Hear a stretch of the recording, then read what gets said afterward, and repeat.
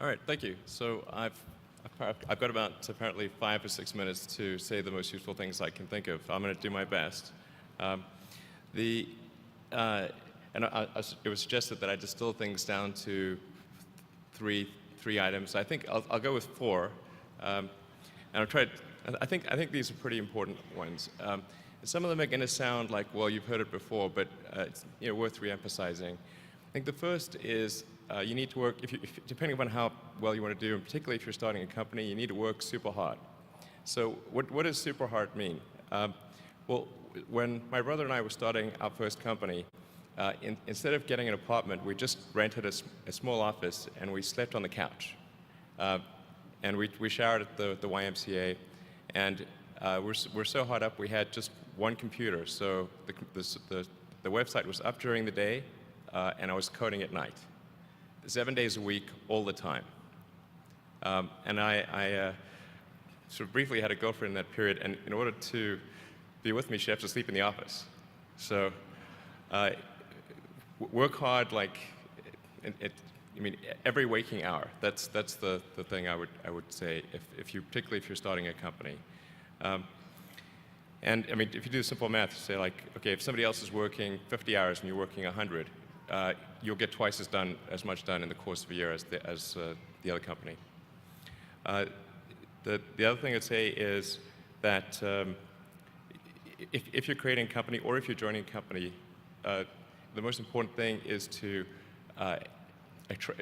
attract great people. So either join a group that's amazing that you really respect, or if you're building a company, you've got to gather great people. I mean, all a company is a group of people that have gathered together to create a product or service. And so depending upon how talented and hardworking that group is, and the degree to which they are focused cohesively in a good direction, that will determine the success of the company. So do everything you can to gather great people if you're creating a company. Then I'd say focus on signal over noise. A lot of companies get confused. They spend money on things that don't actually make the product better. So, for example, at Tesla, we've never spent any money on advertising. We put all of the money into R&D and manufacturing and design to try to make the car as good as possible. I think that's the way to go. So, for any given company, just can keep thinking about, are these efforts that people are expending, are they resulting in a better product or service? And if they're not, stop those efforts. And then the final thing is to sort of don't just follow the trend.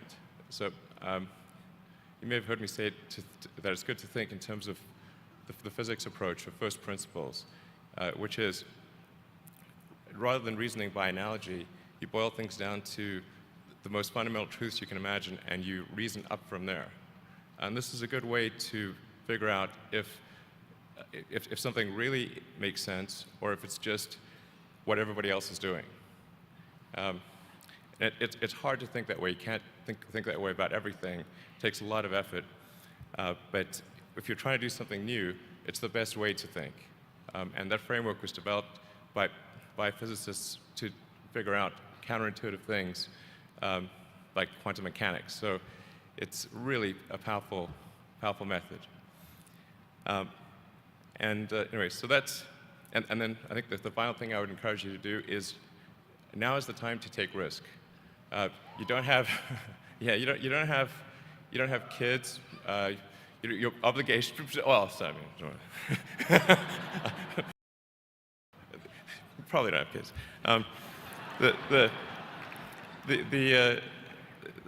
But as you get older, your obligations increase. So and once you have a family, you start taking risks not just for yourself, but for your family as well. It gets much harder to do things that might not work out. So now is the time to do that before you have those obligations. So I would encourage you to take risks now. Do something bold. You won't regret it. Thank you.